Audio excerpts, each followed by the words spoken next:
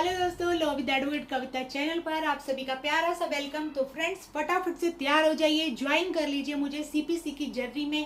Civil procedure code को बहुत ही अच्छे से पढ़ने वाले हैं, क्योंकि फ्रेंड्स अगर हम प्रैक्टिसिंग कर रहे हैं तो भी प्रैक्टिसिंग लॉयर हैं जो भी, उनके लिए भी ये रेलिवेंट है। कोई भी कॉम्पिटिटिव एग्जाम दे रहे हैं उनके लिए भी ये रेलिवेंट है। और वैसे भी बेसिक डिटेल घर में प्रॉपर्टी वगैरह तो सबके ही होती है, उसको हम कैसे जो है डील करेंगे प्रॉपर्टी से रिलेटेड मैटर को, उसको भी हम सीपीसी में समझते हैं।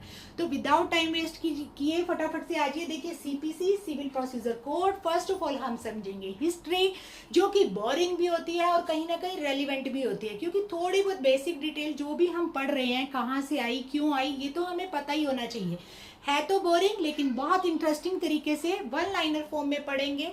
तो विदाउट टाइम वेस्ट किए आ जाइए 1859। यहाँ पे फर्स्ट जो मैंने नाम टर्म्स जो लिखी हुई है, 1859 से पहले कोई भी यूनिफॉर्म सिविल प्रोसीजर कोड था ही नहीं, इससे पहले कोई भी नहीं था। 1877 में एक एक्ट लाया गया, उसके बाद ही 1882 में लाया गया। अब 1877 में तो था ही, फिर 1882 में क्यों लाया गया फ्रेंड्स? जब भी कोई भी एक्ट होते हुए हम कोई दूसरा एक्ट ला रहे हैं, इसका मतलब है कि पुराने वाले में कुछ कमियां हैं, उसको रेक्टिफाई करने के लिए, उसको और बेटर बनाने के लिए हम एक नया एक्ट लाते हैं, ठीक है। लेकिन इसमें भी क्या हुआ, बहुत बार अमेंडमेंट करनी पड़ी। उसके बाद फाइनली जो हम पढ़ने जा रहे हैं, सीपीसी 1908 को लाया गया। अब 1908 जो था, इसमें भी क्या हुआ, लॉ कमीशन ने रिकमेंड किया कि इसके अंदर भी बहुत सारी जो है डेफिशिएंसी है, कमियां हैं, इसको भी जो है इम्प्रूव किया जाना चाहिए।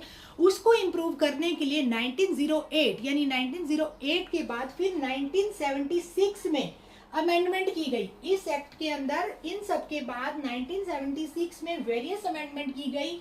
लॉ कमीशन की रिकमेंडेशन थी इस अमेंडमेंट के लिए, ठीक है। अब ये क्या अमेंडमेंट की गई, इसमें इन्होंने कहा, जो 1976 का एक्ट था, इन्होंने कहा भाई एक तो फेयर ट्रायल कीजिए नेचुरल जस्टिस के बेस पे, जो भी लिटिगेंट है उनके साथ फेयर ट्रायल होना चाहिए, नेचुरल जस्टिस के बेस पे होना चाहिए।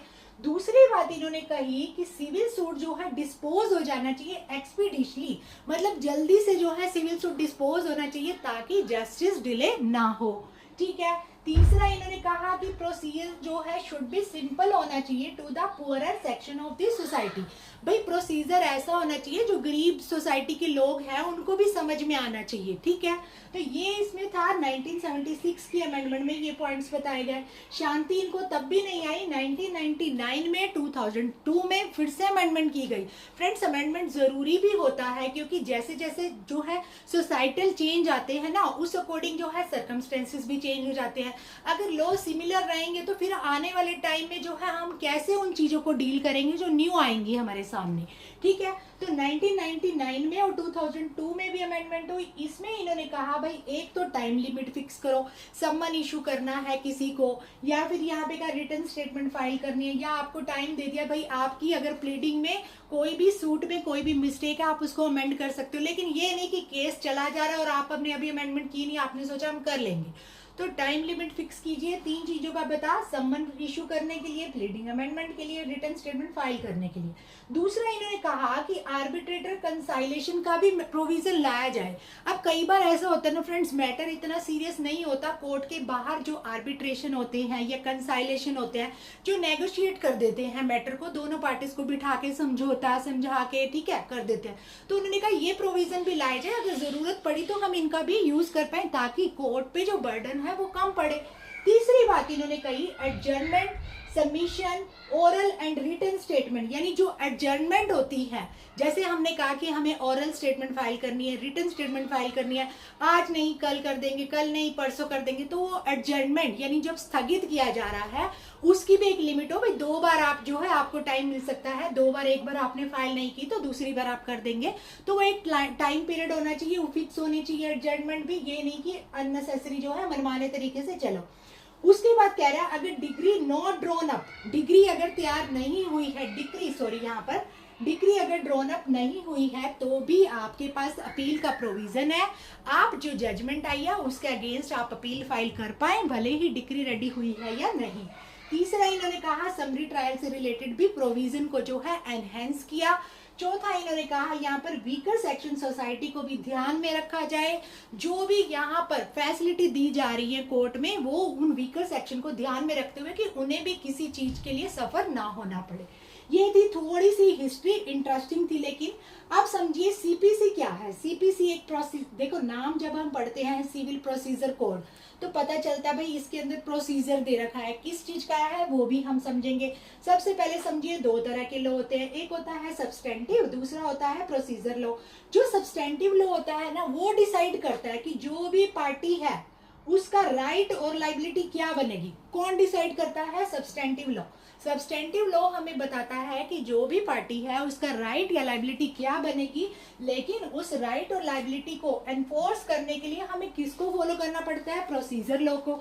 क्योंकि कैसे फॉलो करना है, किस वे में करना है, उसके लिए तो हमें प्रोसीजर लॉ पढ़ना पड़ेगा। ठीक है, ये आ गया अभी यहाँ पर। उसके बाद इन्होंने बताया कि सीपीसी जो है हमारा, ये हमारा प्रोसीजर लॉ है, और जितने भी प्रोसीजर लॉ होते हैं वो रिट्रोस्पेक्टिव होते हैं। रिट्रोस्पेक्टिव का मतलब होता है फ्रेंड्स पहले से ही प्रभाव में जो, मतलब अगर लॉ आगे चेंज भी हो गया तो जो प्रोसीजर है वो पहले वाला चलता ही रहेगा, मतलब पास्ट से जो है वो अप्लाई होंगे, प्रभाव में रहेंगे। ठीक है, अब इन्होंने कहा जब तक लेजिस्लेटर कुछ एक्सप्रेस ना करे, मतलब लेजिस्लेचर कुछ ऐसा ना करे, कुछ कंट्रोल ना करे, कोई विरोधाभास ना करे, तब तक जो प्रोसीजरल लॉ है वो रेट्रोस्पेक्टिव अफेक्ट में रहेंगे। ठीक है, अब इसका ऑब्जेक्ट क्या था फ्रेंड्स? तो इसका ऑब्जेक्ट था टू कंसोलिडेट करना, अमेंड करना law related to civil procedure. ठीक है, रिलेटेड टू सिविल जुडिकेचर हम ये लिख सकते हैं, मतलब सिविल जुरिस्डिक्शन से रिलेटेड जो भी वो थे लॉ थे उनको अमेंड करना, कंसोलिडेट करना। दूसरा, प्रिस्क्राइब करना प्रोसीजर जो followed by the court of civil jurisdiction. ठीक है, मतलब सिविल जुडिकेचर वाले जो लॉ है, सॉरी कोर्ट है, उनके द्वारा कौन सा प्रोसीजर जो है फॉलो किया जाएगा, that is the object of CPC. CPC में ये सब चीजें मेंशन है। अब आ जाइए यहाँ पर फ्रेंड्स इसका स्कोप। स्कोप का मतलब होता है दायरा कहाँ तक है। फ्रेंड्स देखिए सीपीसी का दायरे की बात करें, ये अपने आप में एग्जॉस्टिव है, पूर्ण है। ठीक है, पहली बात तो ये कह रहा है भाई वैसे तो ये क्या है, एग्जॉस्टिव है। जो भी इसके अंदर मैटर मेंशन किए गए हैं, मैटर डिस्क्राइब किए गए हैं, उनसे रिलेटेड तो हम यही का जो प्रोसीजर है उसको फॉलो करेंगे। लेकिन ये कह रहा है कि लेजिस्लेचर में not visualize all situation and circumstances. अब लेजिस्लेचर जो है वो ज्योतिषी तो है नहीं कि उसे आने वाली सारी सिचुएशन और सर्कमस्टेंसेस का भी पता चल जाए। तो कहता है कि वैसे तो जो चीजें मेंशन है एग्जॉस्टिव है, वैसे ही फॉलो की जाएंगी, पूर्ण है, लेकिन लेजिस्लेचर जो है विजुअलाइज नहीं कर सकता सभी सिचुएशन को या सर्कमस्टेंसेस को जो आने वाली हैं। इसलिए सीपीसी में सेक्शन 51 के अंदर, सीपीसी में सेक्शन 51 के अंदर जो है इनहेरेंट पावर दी गई कोर्ट को कि जैसे ही आपको लग रहा है कोई सिचुएशन ऐसी है, कोई सर्कमस्टेंसेस ऐसी है जहां पर हम सीपीसी में मेंशन प्रोविजन को फॉलो नहीं कर सकते, तो आपके पास इनहेरेंट पावर है, आपके पास छूट है, आप उस केस में जो भी डिसीजन लेना चाहें ले सकते हैं। ठीक है, कोई भी लॉ चेंज करना चाहें या लॉ में कुछ आपको लग रहा है कि कुछ भी जो है चेंज करने से या कुछ उसको जो है डिस्क्रिशनरी पावर अपनी यूज करने से यहाँ पर इस मैटर को डील किया जा सकता है, तो आप कर सकते हैं। क्योंकि मोटिव क्या होता है कोर्ट का? End of justice. ठीक है, और end of justice fair trial होना चाहिए, नेचुरल जस्टिस के बेस पे होना चाहिए। ठीक है, मतलब कोई भी पार्टी या कोई भी हार्म ना हो, सफर ना हो, या फिर जो ऑब्जेक्ट है सीपीसी का वो भी फ्रस्ट्रेट ना हो। इसको ध्यान में रखते हुए कोर्ट जो है अपनी इनहेरेंट पावर को एक्सरसाइज कर सकता है सेक्शन 151 के अंदर।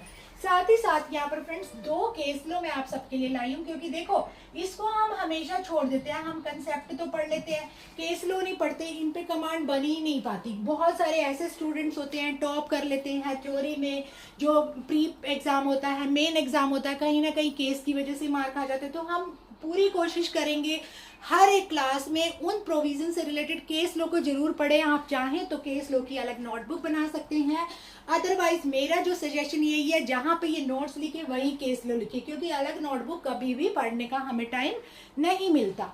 तो आज ये पहला केस जो है सैयद मोहम्मद वर्सेस अब्दुल्ला हबीब एयर 1988 का केस है। इस केस में ये कहा गया कि जो भी प्रोसीजर लो होंगे ना हमेशा सब सर्विएंट रहेंगे किसके? सब्सटेंटिव लॉ के। सब सर्विएंट का मतलब होता है अधीन रहेंगे, कभी भी इसको प्रिवेल नहीं करेंगे। यानी सब्सटेंटिव लॉ ने जो भी राइट एंड लायबिलिटी डिसाइड कर दी, प्रोसीजरल लॉ उसी का ही प्रोसीजर फॉलो करेगा। कभी भी उसको प्रिवेल नहीं करेगा। हमेशा प्रोसीजर लॉ सब सर्विएंट रहेगा किसके, टू द सब्सटेंटिव लॉ के। कौन सा केस है, सैयद मोहम्मद वर्सेस अब्दुल्ला हबीब एयर 1988 का केस। दूसरा केस यहाँ पर आ रहा है श्रीनाथ वर्सेस राजेश एयर 1988 का केस। फ्रेंड्स ये भी प्रोसीजरल लॉ से रिलेटेड है। इसमें इन्होंने कहा, जैसे कि मैंने आपको बताया कि भाई जो भी कोर्ट करे, जो भी डिसीजन ले, किसी भी केस को, मैटर को डील करे, वो क्या करे, ध्यान में रखे वीकर सेक्शन ऑफ सोसाइटी को, ठीक है, या फिर पुअरर सेक्शन ऑफ सोसाइटी। तो इस केस में भी यही कहा गया श्रीनाथ वर्सेस राजेश ईयर 1998 में कि जो प्रोसीजर लॉ है ना उसको लिबरली इंटरप्रेट करना चाहिए, उदारता से, सॉफ्टनेस से जो है इंटरप्रेट करना चाहिए। आपको उसमें जो है हाइपर टेक्निकल वे जो है यूज नहीं करना चाहिए। हाइपर टेक्निकल का मतलब होता है बहुत ज्यादा तकनीकी दृष्टिकोण आपको नहीं रखना चाहिए। कोर्ट को लिबरल रहना चाहिए ताकि जो वीकर सेक्शन ऑफ सोसाइटी है उनको भी उसकी जो है बेनिफिट मिल सके। और लेकिन ये भी ध्यान रखें, जब भी आप जो है लॉ को यहाँ पर प्रोसीजर को इंटरप्रेट कर रहे हैं, प्रोसीजर लॉ को, तो ऑब्जेक्ट ऑफ सीपीसी फ्रस्ट्रेट नहीं होना चाहिए। मतलब कोर्ट को बैलेंस बनाना है, ना तो ऑब्जेक्ट को कुछ हो, ना ही वीकर सेक्शन हार्म हो, और जो है मोटिव इसका क्या होना चाहिए, नेचुरल जस्टिस के बेस पे by the fair trial end of justice होना चाहिए। तो ये था फ्रेंड्स सीपीसी से सिर्फ जान पहचान। आज हमने सिर्फ जान पहचान करी, आगे हम इसके अंदर जो है और घुसेंगे, सेक्शंस क्या है, ऑर्डर क्या है, रिलेट करेंगे। फटाफट से ज्वाइन हो जाइए टेलीग्राम पर और इस चैनल को सब्सक्राइब कर लीजिए ताकि आने वाली हर क्लास की नोटिफिकेशन आपको मिलती रहे। साथ ही साथ बहुत जल्द इसी चैनल पर यूजीसी नेट से रिलेटेड कोर्स स्टार्ट होने वाला है दिसंबर 2026 को टारगेट करते हुए। और भी बहुत सारी क्लासेस इस चैनल पर अवेलेबल है सीए इंटर्न्स वालों के लिए, या जो भी लो लर्नर है, लो लवर है, लो एस्पिरेंट है, किसी भी कॉम्पिटिटिव एग्जाम की तैयारी अगर आप लो के जरिए कर रहे हैं तो प्लीज ये चैनल आप सबके लिए। बाय बाय, मिलते हैं नेक्स्ट क्लास में।